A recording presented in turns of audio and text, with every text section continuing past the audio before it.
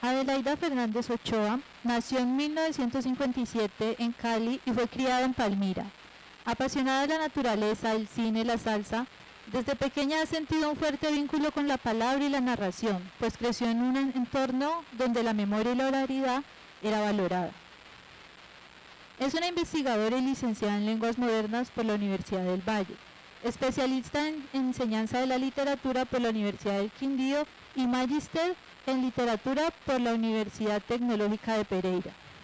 En su primera novela, Que me busquen en el río, Adelaida Fernández nos relata las experiencias que vivió como docente en el municipio de Trujillo, en un contexto de violencia y masacres. Durante su labor como profesora, de camino a la escuela, veía pasar los muertos flotando en el río o en costales. Esta experiencia la marcó profundamente y la llevó a tomar la decisión de contar una historia desde la perspectiva de las víctimas.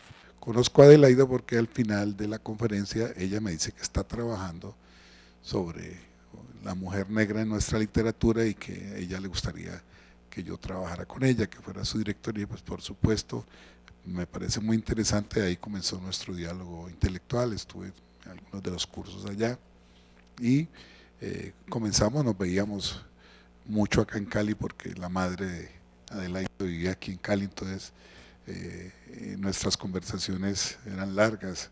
En ese entonces todavía no existía Checkers o comenzaba, pero ahí siempre nos veíamos y bueno, ahí comenzó nuestra relación, el tema de la mujer negra en la literatura colombiana. Y un bello día que le dije, mira, yo Tituba de Maris Condé, de la escritora caribeña, que es precisamente la historia contada por la esclava.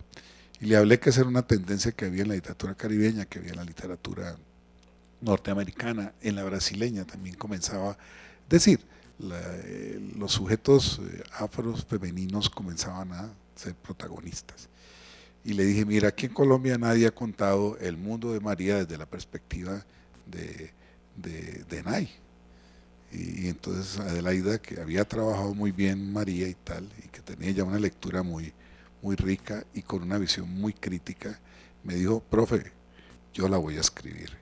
Y preciso como a los 3, 4 meses recibí un buen fragmento, un buen borrador de eso y me siguió mandando hasta que terminó.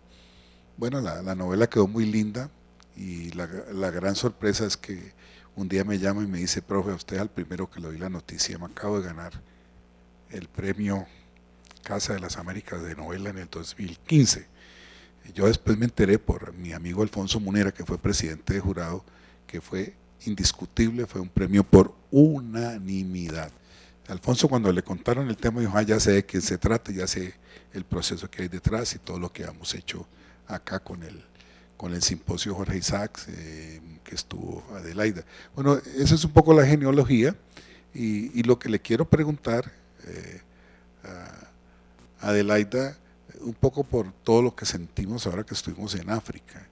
De alguna medida, el regreso simbólico nuestro a esa historia se dio y es un poco lo que está, lo que inspira, dijéramos, al personaje Nay en Afuera crece un mundo, o me gusta más el primer título, La hoguera lame mi piel con cariño de perro, que fue con el que se ganó el Casa de las Américas. Entonces la pregunta es que Adelaida nos cuente un poco, dijéramos, cómo construyó esa idea tan hermosa de la vuelta al África en la novela.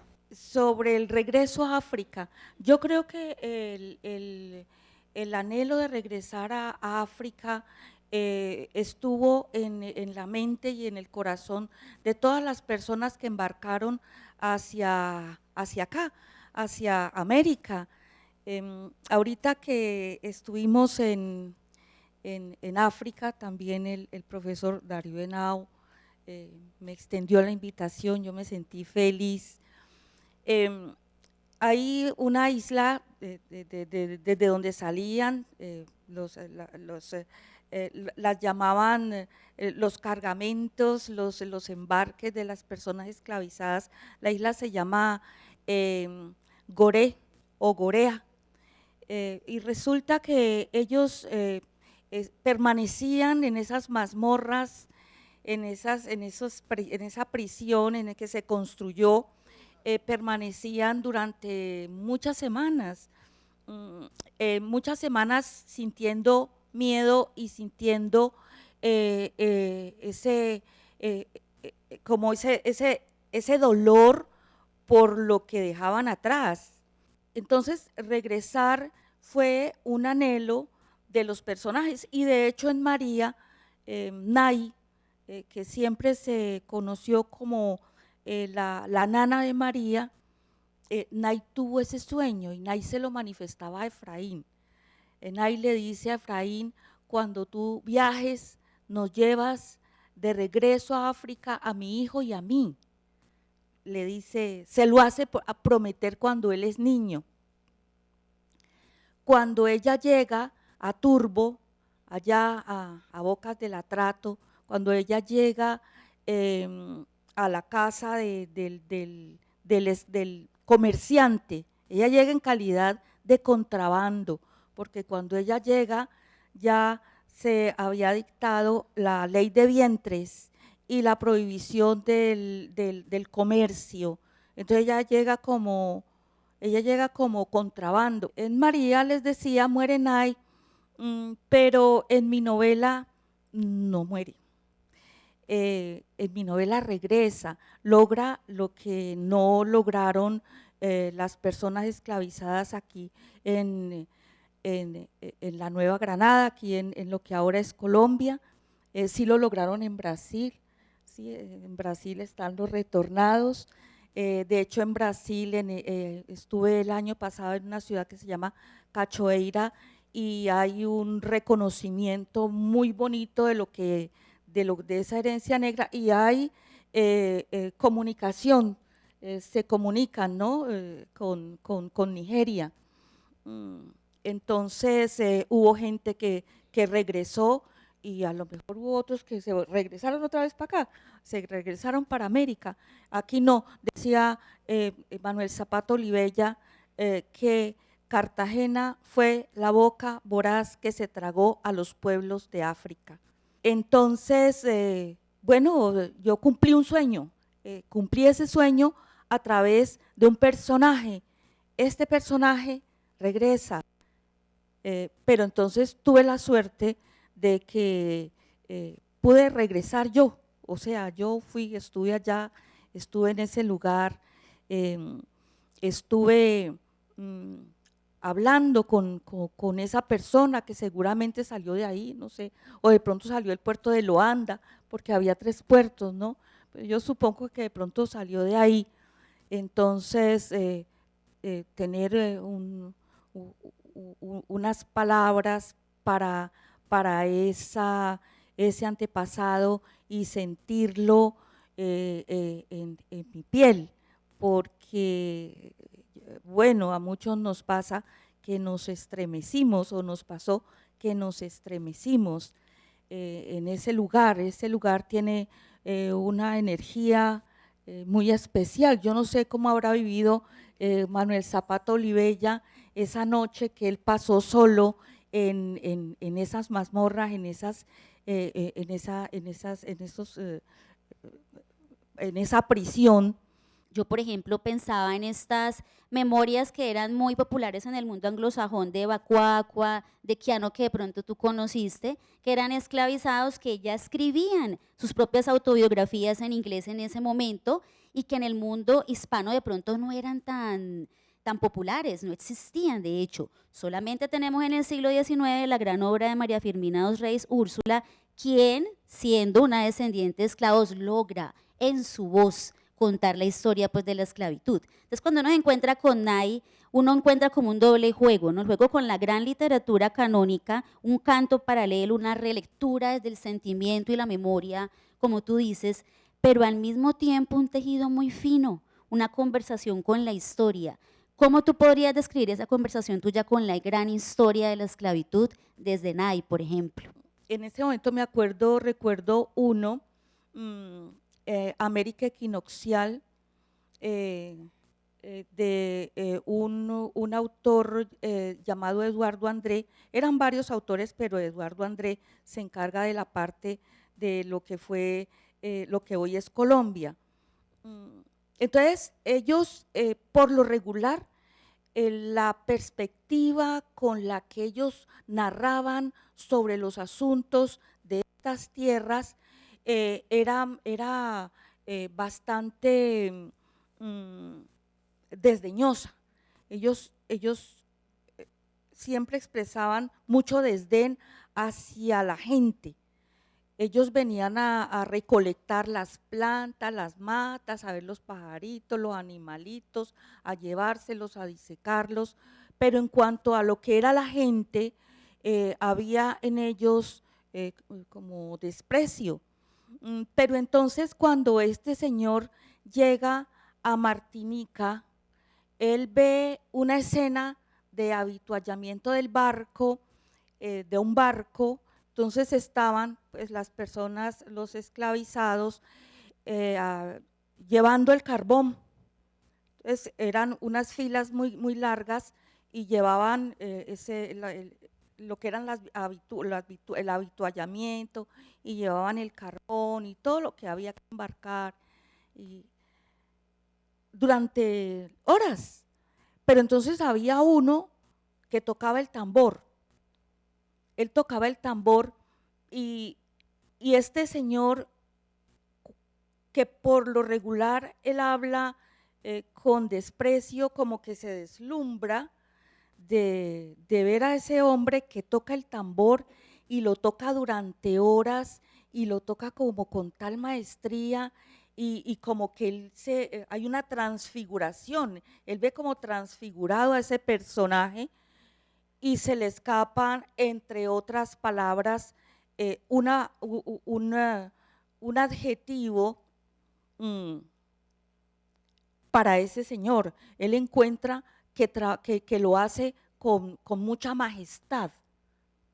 Ese toque de ese tambor, bello el toque y la persona absolutamente tranquila y permanece tocando ese tambor durante horas y horas.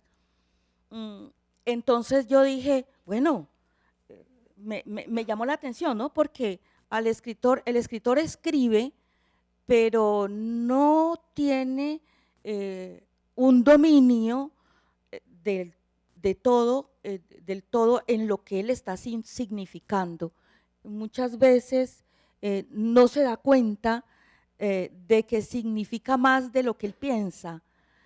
Y allí en esa parte, en esa escena, él significó muchísimo lo que iba a ser del destino, de ese destino del negro en América.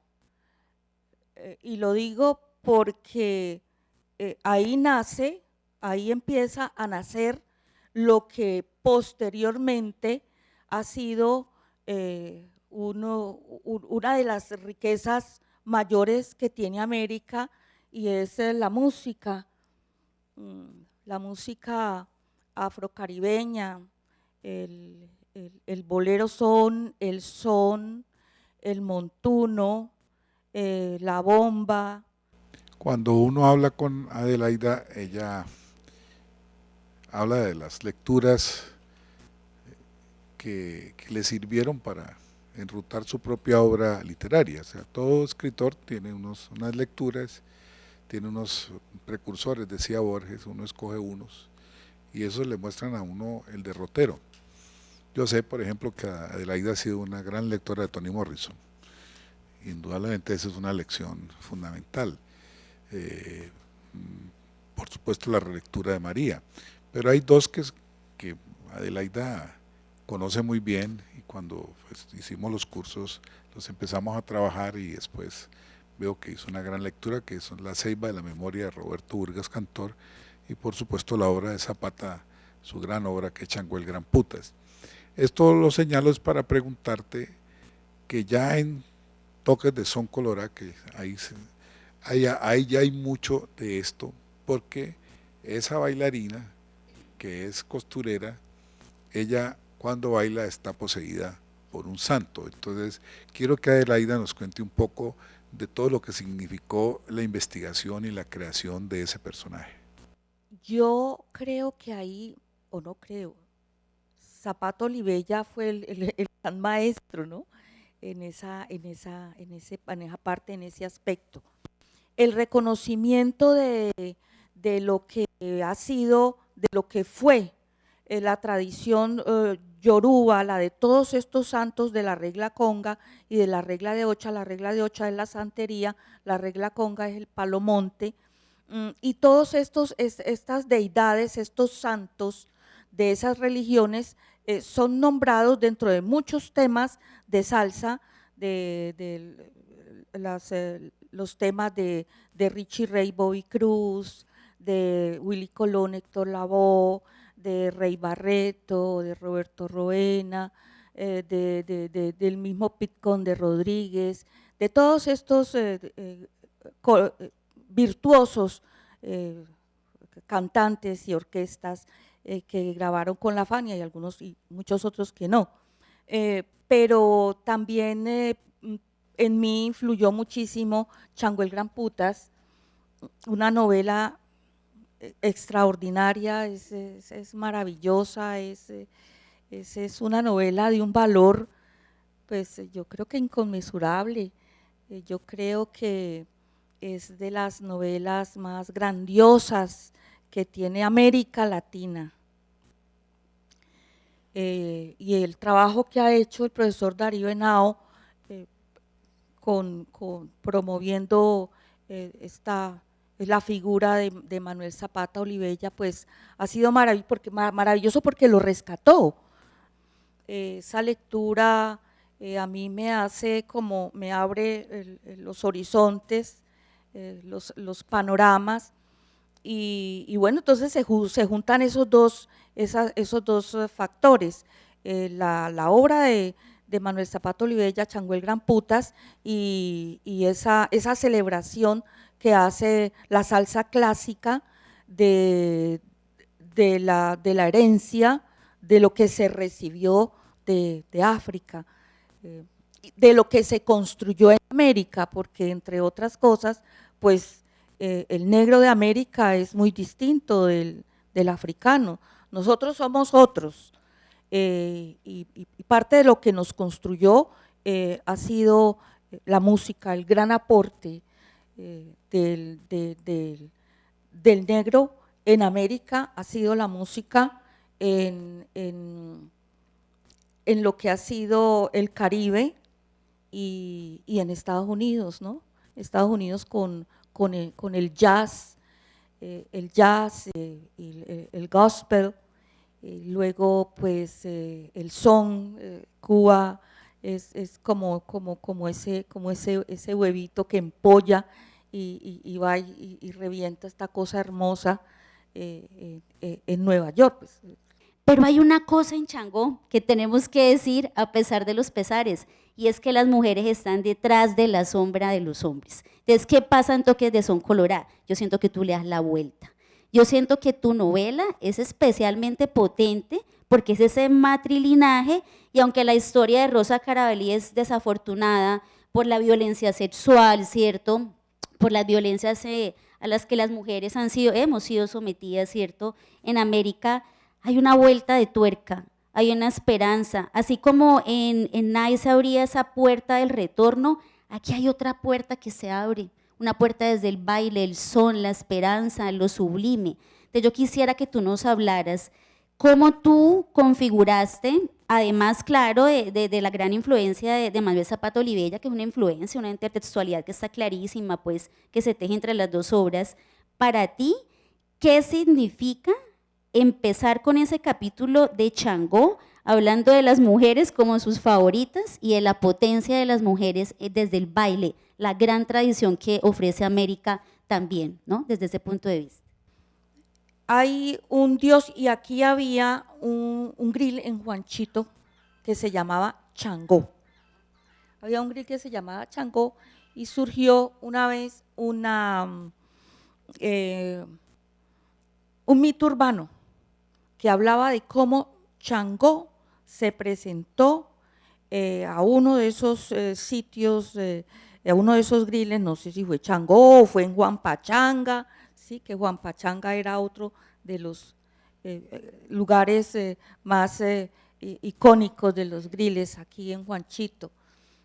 Entonces hubo ese mito urbano y cómo él se presenta y baila hermoso y es bello y inclusive describían la ropa que llevaba cuando él llega y saca a bailar a las mujeres, ¿sí? Y luego, yo no sé, se vuelve humo y queda todo oliendo a azufre. Esa era… sí. Entonces son cosas que uno va captando y que en algún momento surgen, salen. El Changó es el dios del fuego, de la guerra, de la rumba, del baile, es el dios. Yemayá, Oshun, son las diosas del agua, ¿sí? Entonces no está esa figura femenina rumbera dentro de ese santoral, no está.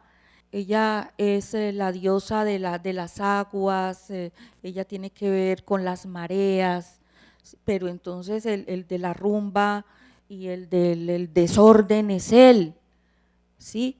El desorden es él, pero entonces tiene que haber otra parte, una contraparte para bailar. Y bueno, yo lo concebí como una mujer, así lo concebí, pues ahora pues es diferente. Yo hace un tiempo estuve por acá en un bailadero de aquí, de Cali, y me llamó la atención porque pues bailaban entre hombres unos boleros, ¿cierto? A mí me llamó la atención, ¿no? Eh, Seguramente pues si estuviera sintonizada con la onda de ahora, pues a lo mejor le habría buscado un novio o algo así, a Changó, no sé, pero, pero faltaba esa otra parte, faltaba esa figura femenina que lo enamorara. Él, no sé quién escoge a quién ahí, pero está esa voz de él, ¿sí? De él que puede hacer algunas cosas, pero no la puede salvar, no la puede salvar de las cosas de la vida, ¿sí? Pues más o menos lo mismo que pasa con Dios, como quiera que uno lo conciba. Ninguno puede salvar de las cosas de la vida, pero allí está esa figura tutelar y esa figura a la que se recurre.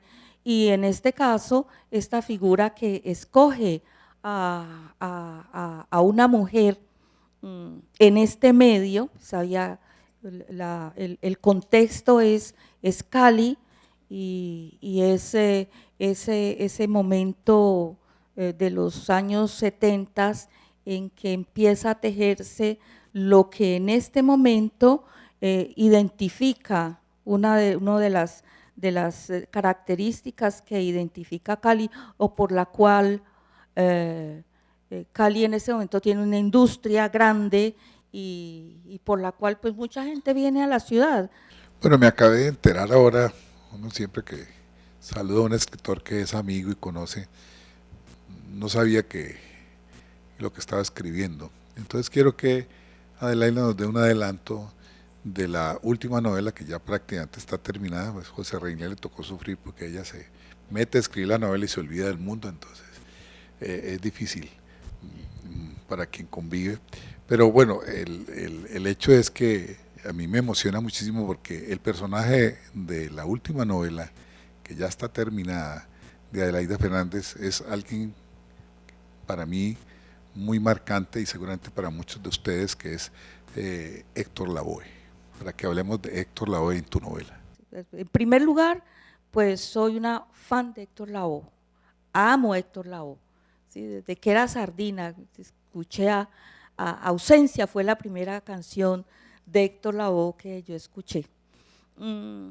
Pero entonces además es un personaje que tiene una vida como marcada por la tragedia.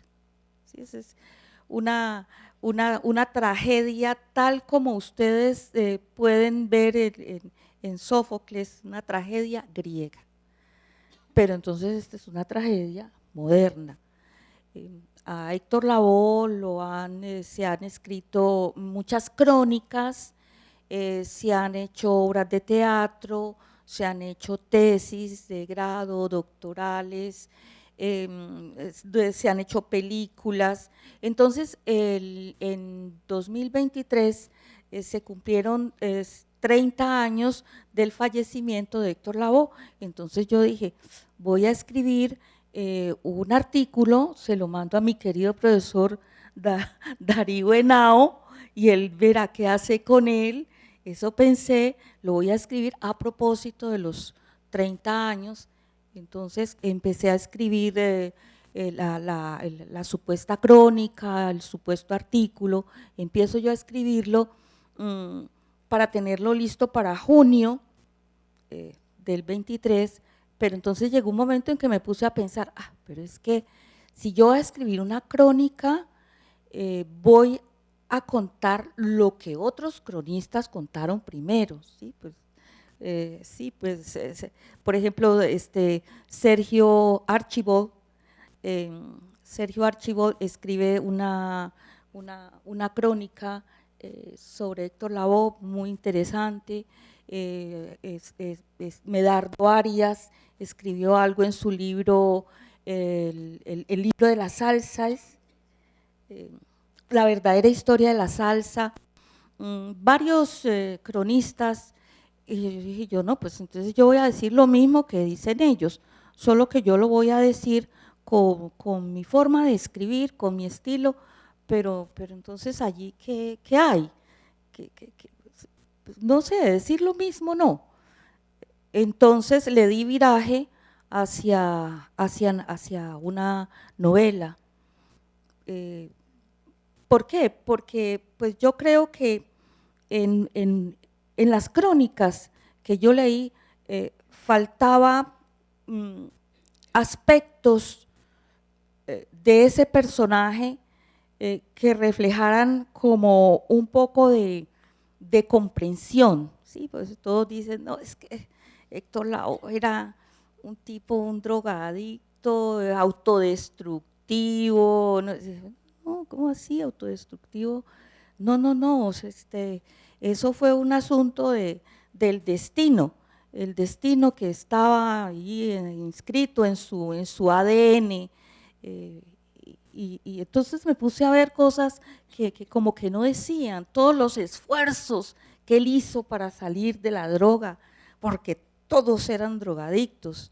Entonces esos esfuerzos que él hacía, él se hospitaliza varias veces en hospitales, en clínicas psiquiátricas de Estados Unidos, de Europa, él hace esfuerzos. Entonces mirar qué es lo que pasaba, qué era lo que pasaba ahí, no para explicar, porque pues la novela no explica, la novela sencillamente muestra un mundo y narra. Háblanos de tus cuentos, Pan de Vida, este maravilloso cuento donde tú exploras los cuerpos de las mujeres. ¿Por qué esa, no sé si llamarlo necesidad o ese interés en los cuerpos de las mujeres? ¿Qué hay allí interesante para ti? Especialmente en este cuento, Pan de Vida. Pan de Vida es un cuento sobre la maternidad, la lactancia, sobre la lactancia. ¿Por qué el cuerpo de las mujeres? Bueno, cuando yo tengo una hija, cuando mi hija nació, en el momento en que mi hija nace, yo me sentí como Dios. Yo era una creadora. Yo había dado vida y la seguía dando amamantando. El hecho de amamantar, la lactancia, me parece que es un proceso de vida muy bonito. y muy salvador. De pronto que se pueda detener una mujer a pensar en lo grandioso que es este cuerpo, en lo grandioso que es este cuerpo femenino, que no es solamente lo que se ve afuera, que no es solamente vestirse como mujer y eso es ser mujer. No, ser mujer es algo mucho más profundo y tiene que ver con lo que se hace, con las funciones, con el sentimiento y con la historia, con lo que se ha vivido, con lo que se ha logrado reivindicar después de tener como esas posiciones de subalternidad. ¿Sí? Por ejemplo, en este momento hay una irrupción de las mujeres escribiendo, hay una irrupción de la literatura femenina, están convocando, estamos convocando. Entonces sí, nos ha tocado abrirnos los espacios a las mujeres a codazos, ha sido difícil, pero bueno, aquí estamos y estamos ahí en la lucha. Así pinceladas de Que me busquen en el río, que fue tu primera novela, y Narcisa, el cuento que no se me puede olvidar, que es una relectura de La Marquesa de Yolombó, ¿cierto? Así pinceladas, háblanos un poquitico. Narcisa, ese es un personaje de La Marquesa de Yolombó. Tengo otro donde tomo un personaje, Martina del Alférez Real, y tengo otro con otro personaje, un personaje de Manuela, también es sobre la maternidad, pero ¿qué aspecto de eso? Se llama Pía el personaje. En esta novela, en Manuela, el hijo de Pía se llama Chigualo para Pía, se llama el cuento, Chigualo. El Chigualo es una celebración, se llama Chigualo a la celebración por la muerte de un niño en el Pacífico. Se celebra la muerte de un niño, entonces se hace el desfile y no sé si se bailará en este momento, no sé si se hará fiesta, pero en ese momento del siglo XIX, ya abolida la esclavitud, ese cuento esa novela está ambientada como en 1880, 1860. Y en la novela el niño de Pía se muere y entonces hacen una fiesta y bailan.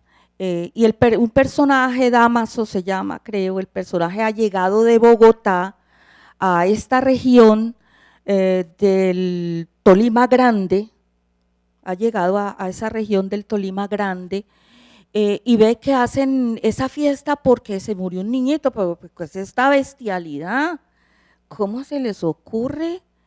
Esto es una cosa infame, ¿cómo hacen una fiesta porque se murió un niño?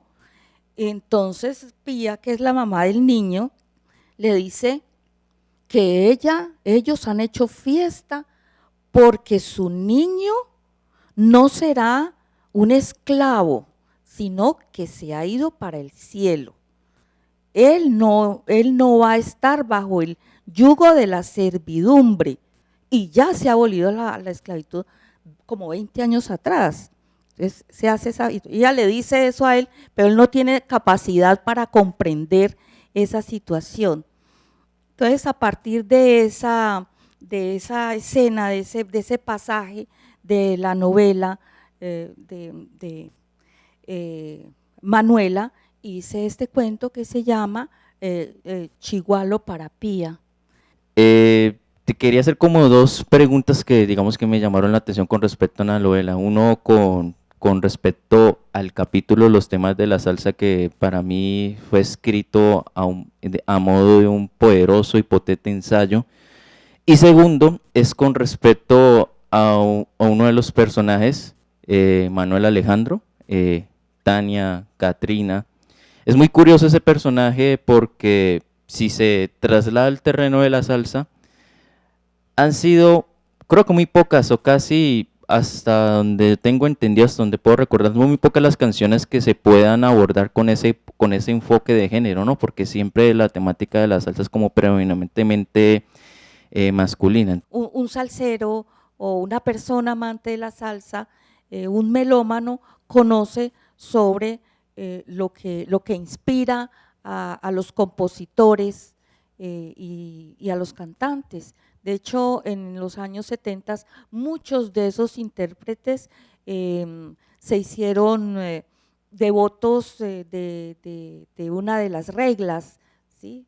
El mismo Héctor Lavoe, Rey Barreto, también Richie Ray y Bobby Cruz. Claro que en los mismos 70 ellos renunciaron a eso y se volvieron cristianos, pero muchos de estos artistas adherían a esas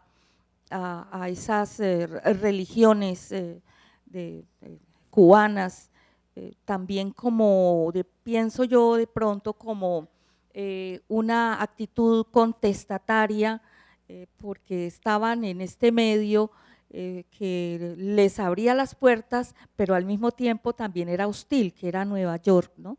Es eso, la religión convoca y convocó la música y convocó el amor por el terruño. Con respecto al personaje, pues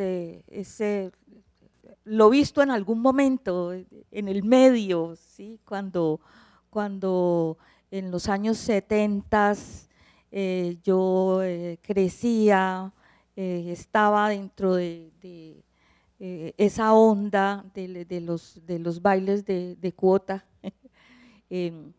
los abuelulos, y había, sí, el muchacho que se estaba como que era muchacho y pues tenía que ser muchacho, pero en ese momento empezaba a pensar que él no quería ser un muchacho, que él no quería ser Manuel Alejandro, sí, que había tenido amores, había tratado de tener algo con Maribelén, pero pues como que ay, no era, él trató, pero no era lo suyo. Entonces se volvió Tania, pero luego mejor le gustó ser Katrina. Entonces es eso, es un hecho, es una cosa que sucede.